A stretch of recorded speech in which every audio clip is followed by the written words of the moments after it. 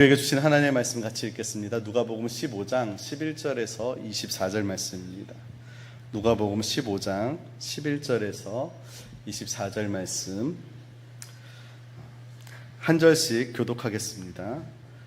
또 이르시되 어떤 사람에게 두 아들이 있는데 그 둘째가 아버지에게 말하되 아버지여 재산 중에서 내게 돌아올 분깃을 내게 주소서 하는지라. 아버지가 그 살림을 각각 나눠 주었더니 그 후 며칠이 안 되어 둘째 아들이 재물을 다 모아가지고 먼 나라에 가 거기서 허랑방탕하여 그 재산을 낭비하더니 다 없앤 후 그 나라에 크게 흉년이 들어 그가 비로소 궁핍한지라. 가서 그 나라 백성 중 한 사람에게 붙여 사니 그가 그를 들로 보내어 돼지를 치게 하였는데 그가 돼지 먹는 쥐염 열매로 배를 채우고자 하되 주는 자가 없는지라. 이에 스스로 돌이켜 이르되 내 아버지에게는 양식이 풍족한 품꾼이 얼마나 많은가. 나는 여기서 주려 죽는구나. 내가 일어나 아버지께 가서 이르기를 아버지 내가 하늘과 아버지께 죄를 지었사오니 지금부터는 아버지의 아들이라 일컬음을 감당하지 못하겠나이다. 나를 품꾼의 하나로 보소서 하리라 하고 이에 일어나서 아버지께로 돌아가니라. 아직도 거리가 먼데 아버지가 그를 보고 측은히 여겨 달려가 목을 안고 입을 맞추니 아들이 이르되 아버지 내가 하늘과 아버지께 죄를 지었사오니 지금부터는 아버지의 아들이라 일컬음을 감당하지 못하겠나이다 하나 아버지는 종들에게 이르되 제일 좋은 옷을 내어다가 입히고 손에 가락지를 끼우고 발에 신을 신기라. 그리고 살진 송아지를 끌어다가 잡으라. 우리가 먹고 즐기자. 이 내 아들은 죽었다가 다시 살아났으며 내가 잃었다가 다시 얻었노라 하니 그들이 즐거워하더라. 아멘. 할렐루야. 네, 우리 옆 사람과 인사하겠습니다. 사랑하고 축복합니다. 네, 오늘 세가족 초청 축제니까 한 번 더 인사하겠습니다. 잘 오셨습니다. 환영합니다. 오늘 새로 오신 분들 주의 이름으로 축복하고 환영합니다. 우리는 매일의 아침과 매일의 저녁을 보면서 살아가는데요.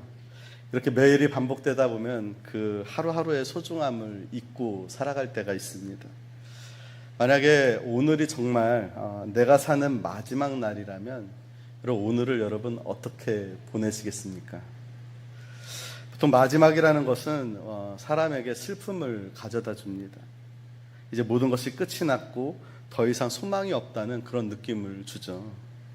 하지만 마지막이 있다는 것을 알고 산다면 그 매일의 하루하루는 다른 삶을 살게 될 것입니다. 하나님은 우리 육체에 마지막을 주셨습니다. 그 마지막을 주신 여러 가지 이유가 있겠지만 그 중에 한 가지는 삶의 끝이 있음을 알고 하루하루를 소중하게 보내라는 하나님의 뜻이 담겨져 있습니다. 성경에서 지혜의 가르침은 잔칫집이 아니라 초상집에서 이루어진다라고 말하고 있습니다.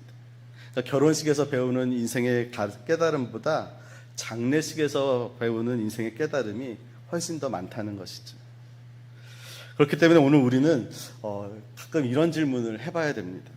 오늘이 내가 사는 마지막 날이라면 오늘 하루를 어떻게 보낼 것인가? 그리고 그러한 질문이 가끔이 아니라 매일매일 이루어진다면 우리가 사는 그 하루는 이 세상에서 가장 소중한 그런 하루가 될 것입니다.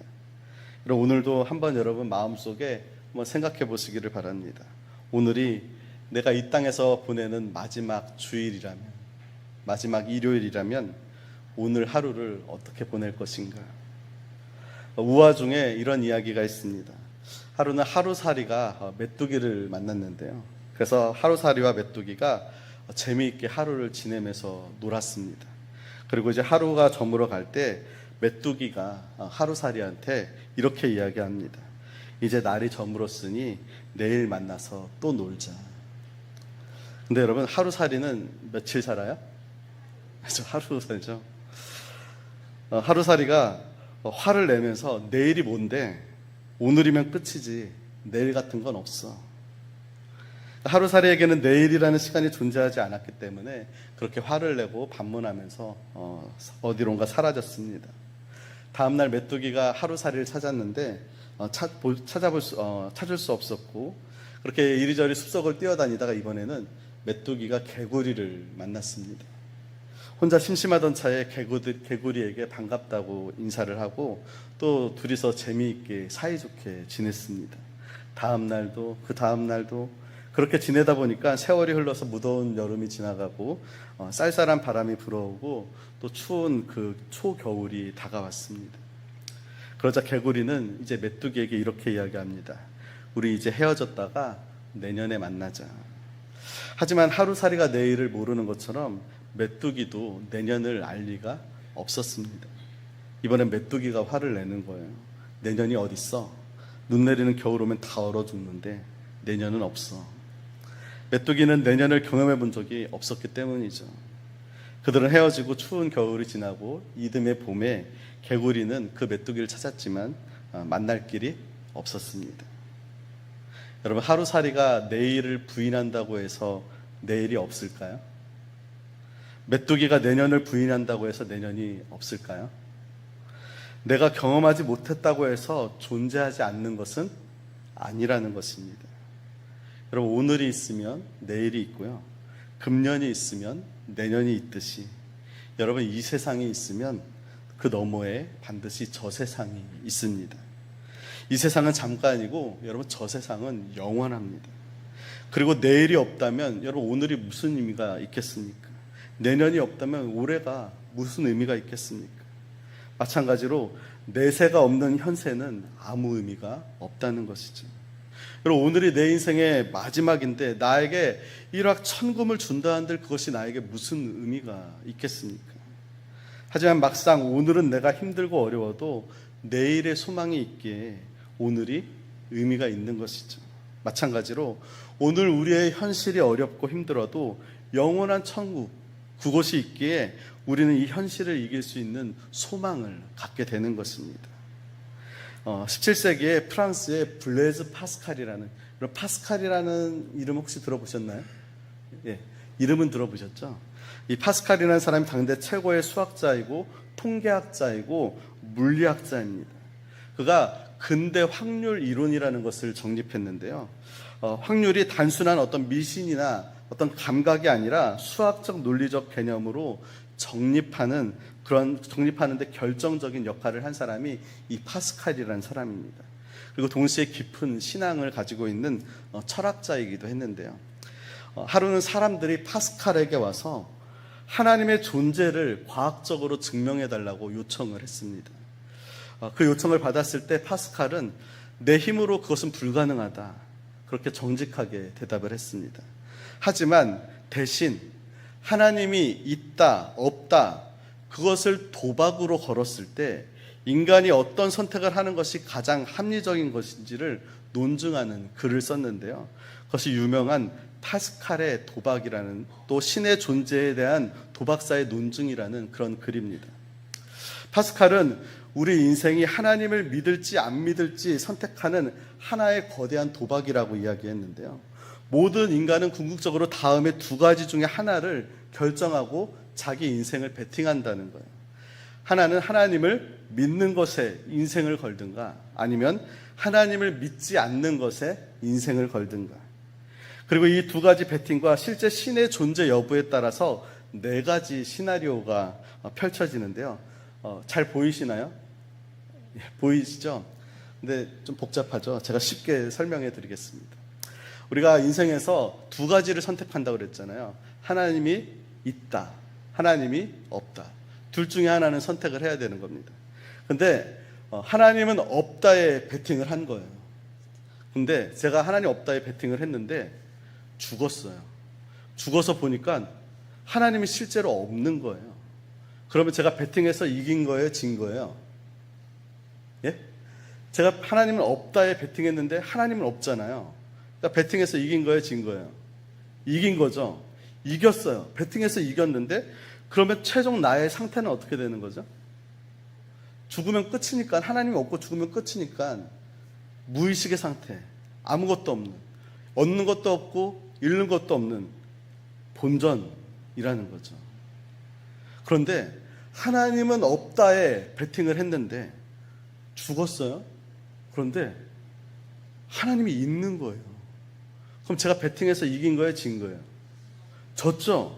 졌는데 하나님이 없다고 나는 베팅을 했는데 실제로 죽었는데 하나님이 있다면, 하나님께서 예수 그리스도를 믿는 사람들은 영원한 천국을 얻을 것이고 믿지 않는 사람들은 영원한 지옥에 간다고 했는데 하나님이 있는 거예요. 그러니까 난 하나님을 없다고 했으니까 어디 가는 거예요? 영원한 지옥에 가는 거예요.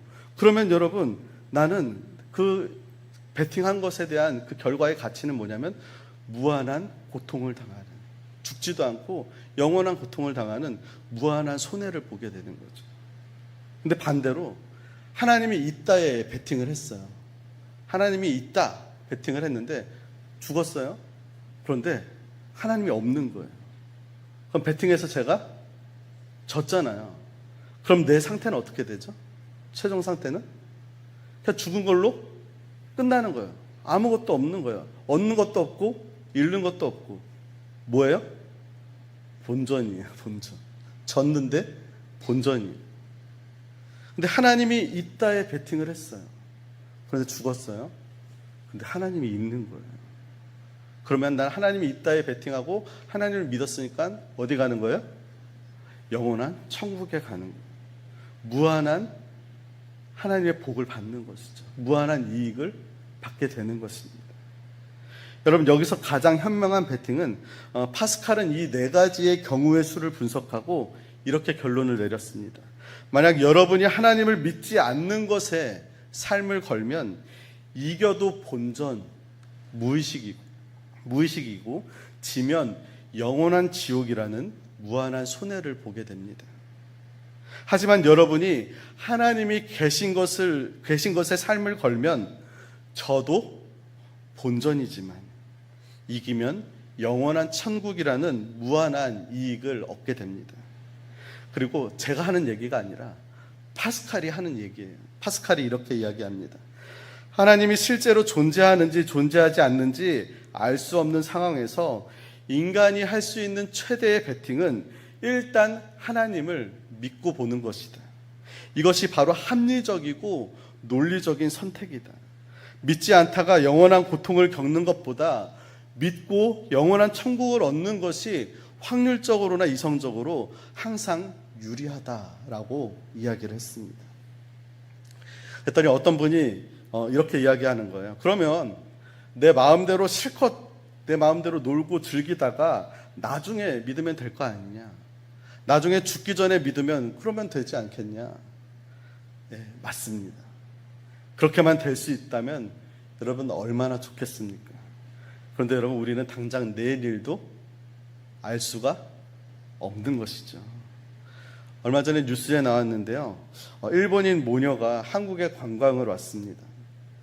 관광한 첫날 서울에서 한 도시에 이제 횡단보도를 건너는데 신호에 맞게 건너고 있는데 그때 소주 3병을 마시고 만취해가지고 음주운전을 하는 그 차가 그 횡단보도로 돌진해서 이 두 모녀를 뒤에서 덮쳤습니다.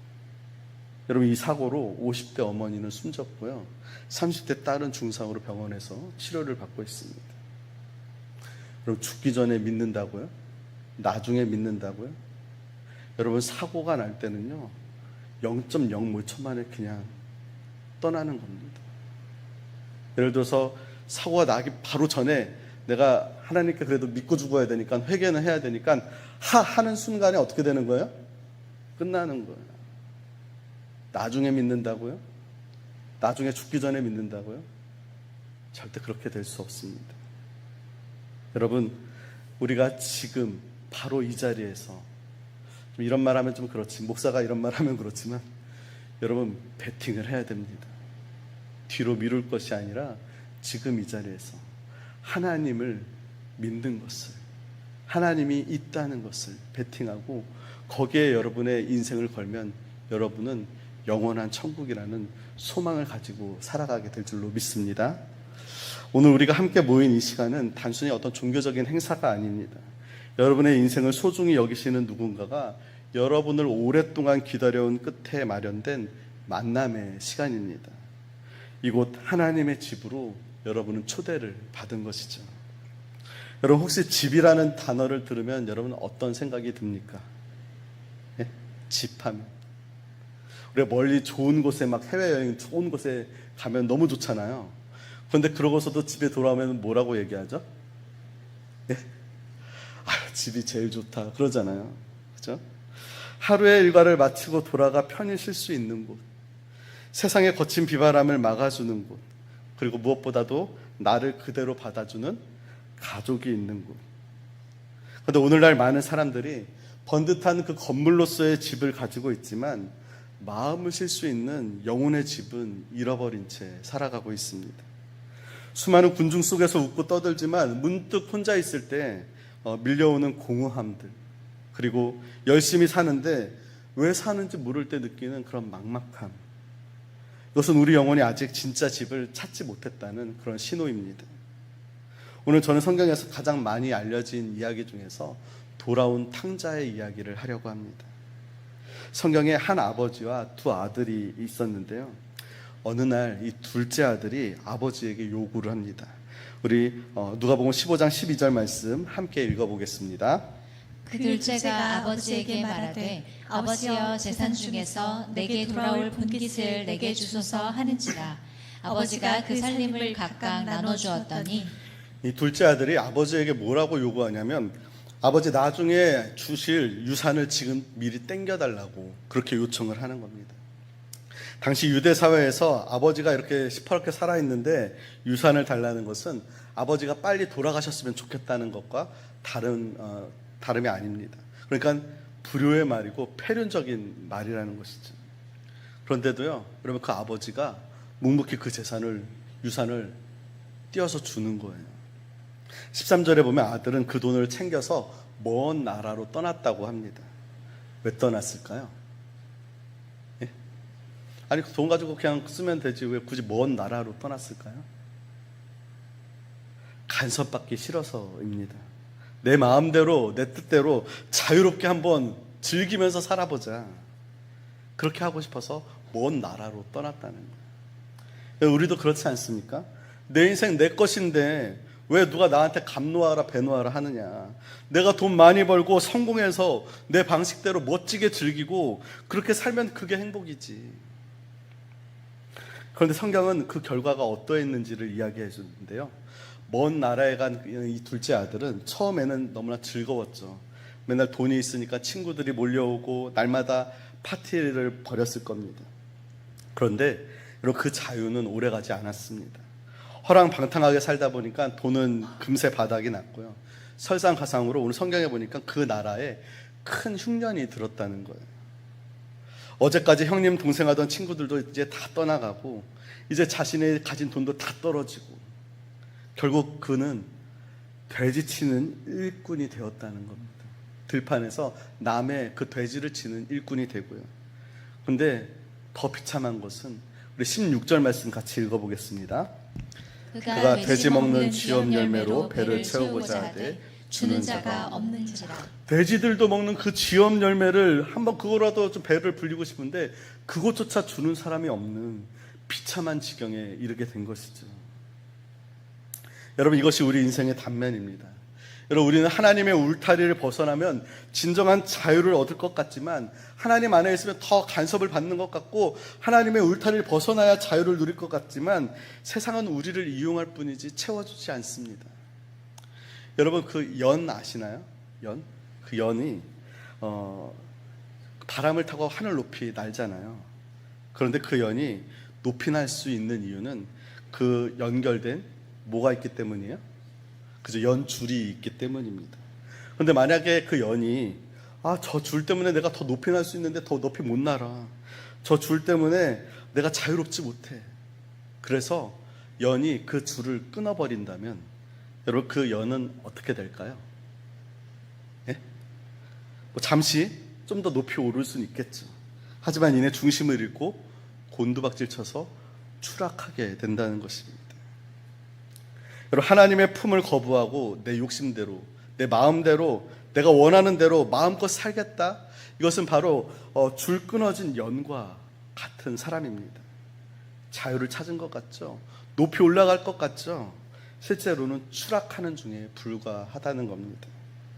돈이 있을 때 대접받았지만 쓸모없으니까 가치 없어서 버려지는 그것이 바로 이 세상의 논리이죠. 그 둘째 아들은 그때서야 깨닫는 겁니다. 아, 내가 아버지 집을 떠나지 말았어야 되는데. 그리고서는 그 깨달은 대로 이제 한 가지 사실을 기억해내는데요. 우리 17절 말씀 같이 읽어보겠습니다. 이에 스스로 돌이켜 이르되 내 아버지에게는 양식이 풍족한 품꾼이 얼마나 많은가. 나는 여기서 주려 죽는구나. 절망의 끝에서 그 밑바닥에서 아버지를 떠올린 겁니다. 여러분, 이것이 은혜의 시작입니다. 그리고 결심하죠. 우리 18절 19절 말씀 같이 읽어보겠습니다.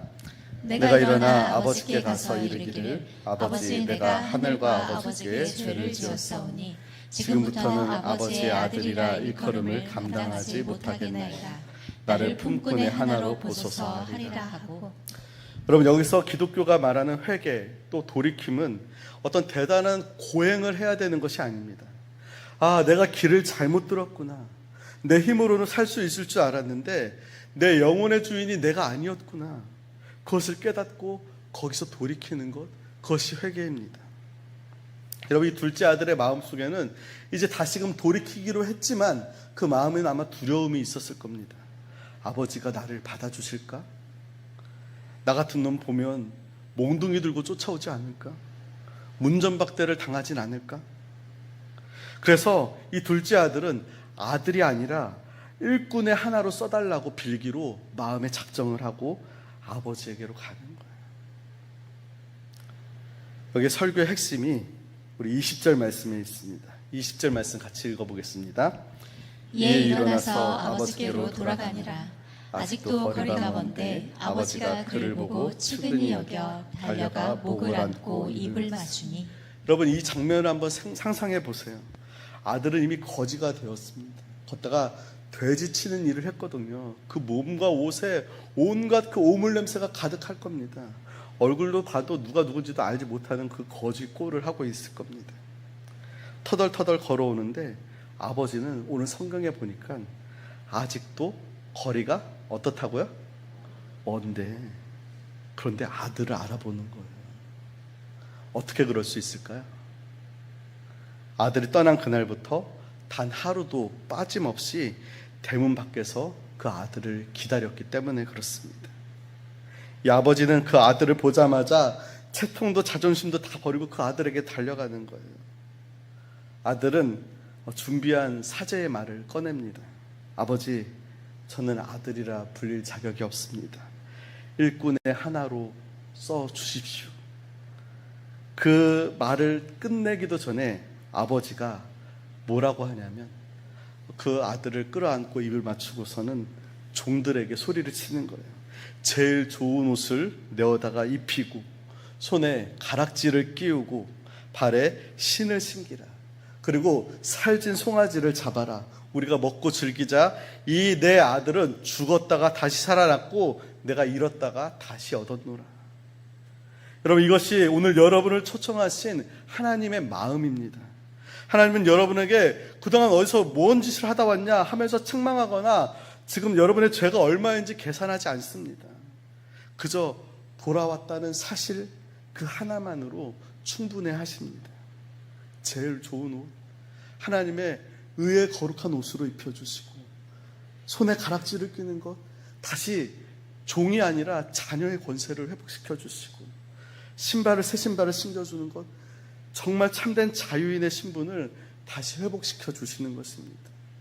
여러분이 과거에 어떤 삶을 살았든지 어떤 상처가 있든지 상관없습니다. 아버지의 품에 안기는 순간 여러분은 다시 존귀한 하나님의 자녀가 되는 것입니다. 아버지는 잔치를 베풀었습니다. 우리 24절 말씀 함께 읽어보겠습니다. 이 내 아들은 죽었다가 다시 살아났으며 내가 잃었다가 다시 얻었노라 하니 그들이 즐거워하더라. 성경은 그들이 즐거워하더라, 그것으로 끝을 맺고 있습니다. 이 잔치의 주인공은 돌아온 그 둘째 아들입니다. 마찬가지로 오늘 이 자리는 여러분, 여러분을 위한 잔치 자리입니다. 혹시 여러분 중에 나는 아직 교회 올 자격이 없어, 나는 착하게 살지 않았어 라고 망설이는 분이 혹시 계십니까? 여러분, 오해하지 마십시오. 교회는 착한 사람들만 모여서 자랑하는 곳이 아닙니다. 교회는 하나님 아버지의 사랑이 필요한 사람들이 모이는 곳입니다. 내가 얼마나 열심히 살았냐를 증명하는 곳이 아니라 하나님 아버지께서 나를 얼마나 사랑하시는지를 발견하는 곳입니다. 그리고 그 안에서 우리가 하나님 아버지의 사랑을 받게 되는 것이죠. 그런데 여러분, 그 사랑은 그냥 받는 것이 아닙니다. 여러분, 우리는 원래 자격이 없었습니다. 여러분, 우리는 천국 갈 자격이 없습니다. 왜냐하면 죄인이기 때문에. 마땅히 우리는 다 죄로 인하여서 용서받을 수가 없기 때문에 다 지옥에 가야 될 사람들입니다. 우리 로마서 3장 23절 말씀 같이 읽어보겠습니다. 모든 사람이 죄를 범하였음에 하나님의 영광에 이르지 못하더니.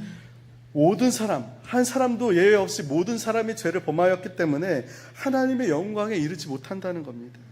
그럼에도 불구하고 하나님은 우리를 너무나 사랑하셨습니다. 그래서 하나님의 너무나도 소중한 독생자 예수 그리스도를 이 땅에 보내주셨고, 그 예수님께서 우리를 대신해서, 우리의 죄를 대신해서 그 십자가를 지시고 죽으심으로 말미암아 우리의 죄를 다 용서해 주셨습니다. 그래서 십자가의 그 죽으심으로 말미암아 하나님께서 우리를 향한 하나님의 사랑을 확증해 주셨습니다. 로마서 5장 8절에 보면 우리가 아직 죄인 되었을 때 그리스도께서 우리를 위하여 죽으심으로 하나님께서 우리에 대한 자기의 사랑을 확증하셨느니라 말씀하고 있습니다. 예수님의 그 십자가, 그것을 통해서 우리의 모든 죄악과 형벌을 다 대신 지셨습니다. 아버지가 탕자에게 달려가서 목을 끌어안고 입을 맞추듯이 하나님께서 그 십자가를 통해서 우리에게 달려오셨습니다. 예수님은 죽으시고 부활하심으로, 사망 권세를 깨뜨리심으로 누구든지 그분을 믿기만 하면 하나님의 자녀가 되는 권세를 주셨습니다. 우리가 하나님을, 그리고 예수님을 영접한다면 더 이상 우리는 두려워할 것이 없습니다.